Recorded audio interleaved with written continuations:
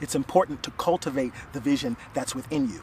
But remember, vision alone isn't what gets the job done. You must have vision or a state of consciousness that will produce in the external world around you.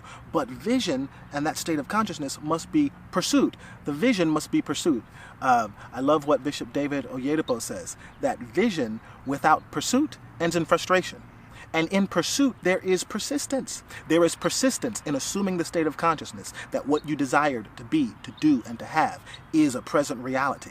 It's a function of your imagination. It's a function of the imaginal activity going on within yourself, which produces in the external world. Neville Goddard would say it like this: feeling is the secret. Feeling the reality of that which you desire to be, to do, and to have is the secret of it being impressed in your subconscious mind and in being worked out into the realm of your affairs. Yes, we take action. Yes, we do. But our doing comes from our state of being. All true action that endures is action that is based out of our state of being.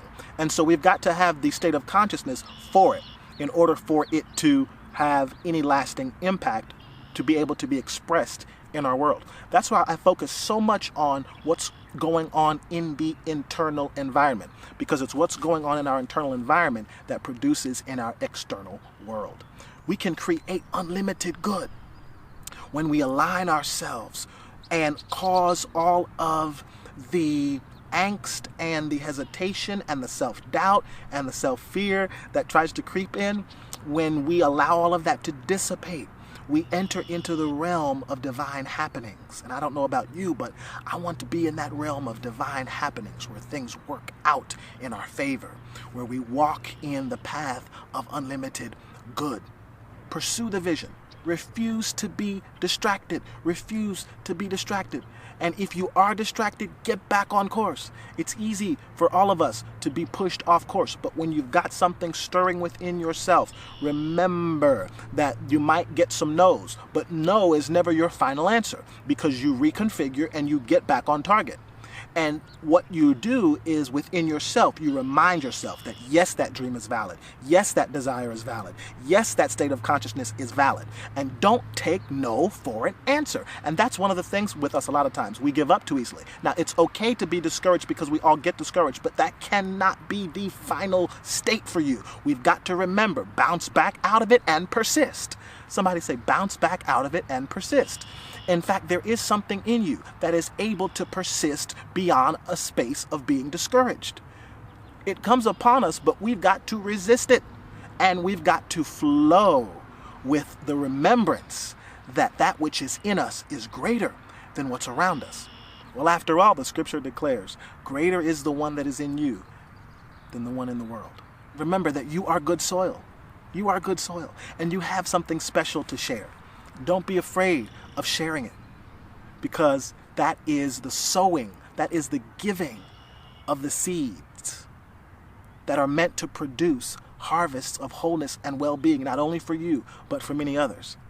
And this is how we enter the process of manifesting. It is in our thought life. It is in our feeling nature. It's where we cultivate these realities. And sometimes things manifest very quickly, and other things take a long time to manifest.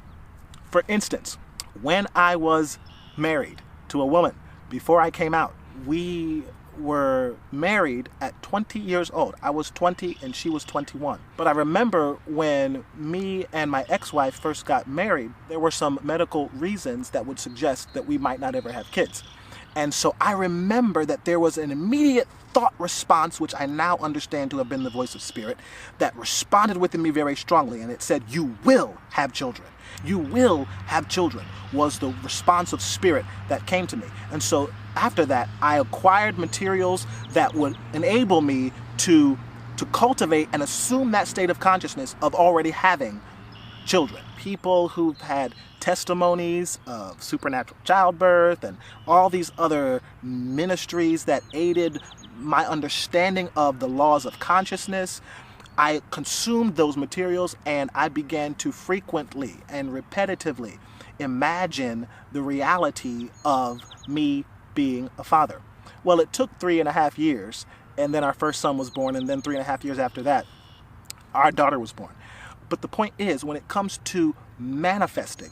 We each carry treasure that can lay within us, that can sometimes lie dormant for many, many, many years before it's actually demonstrated and comes into the natural realm.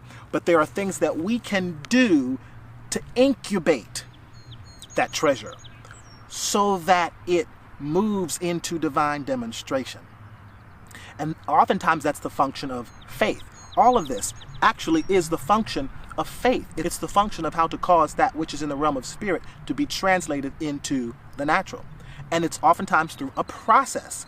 And we have to understand that these things happen through a process so that time does not become a stumbling block for us.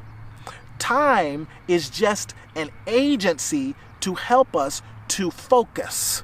Time helps us to realize that we've got a limited amount of space in this earth reality in which to demonstrate that which we came here to demonstrate. So it's important that we not allow ourselves to be forever distracted or to be forever discouraged.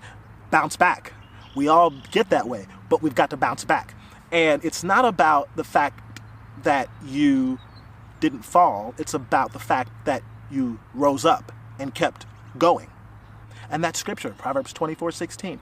The righteous person may fall 7 times, but they rise up again. It's not about how many times you fall. It's about, do you rise up and get back on target? Can you get back on target? Can you get back on focus? Can you get back into alignment? No matter how many times life may try to push you off target, can you get back into alignment? Alignment with your desires, alignment with your good, alignment with your vision, alignment with your calling, alignment with your divine purpose, alignment with the divine treasure within you that is being worked out into the natural realm, alignment with the high state of consciousness that you desire to express. When you get back on alignment, no matter what throws you off, you become unstoppable. It's not about if you can walk this path without falling. No, it's about, can you get back on target anytime something tries to throw you off? And eventually, through the process of being shifted and then getting back on target, you develop endurance, you develop strength, you develop stamina, you develop perseverance, you develop persistence.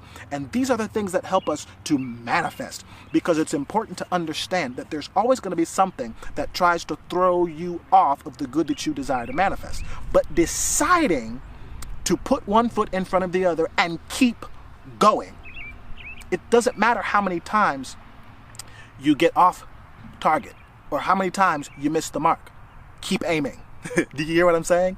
It doesn't matter how many times you miss the mark, because every time you miss the mark, it shows you how to aim better. But here's the thing. Aim for what you want. Aim for the passion that stirs in your heart. Aim for the ideal that stirs in your spirit. And as you continue to aim and as you continue to press forward, there is the opening of heaven's doors, and the fulfillment of that which you desired to be, to do, and to have moves into demonstration in the most glorious ways. So I hope this encourages you today to keep going, to keep pressing, to not give up, to not take no for an answer on the outside, but really on the inside, not to take no for an answer in your belief system, not to take no for an answer in believing that the good that you desire to be, to do, and to have is for you. Listen, I hope if any of this has been a blessing for you, that you would subscribe to this YouTube page, click the subscribe button so that you can stay in contact and receive all of the latest material. I also invite you to go to jasonpowell.faith and give me your name and your email. If you already have, thank you. And for those of you who would like to be a part of this in an ongoing way, you may. I would love to stay connected with you. I hope you've been blessed by this today. Bye-bye.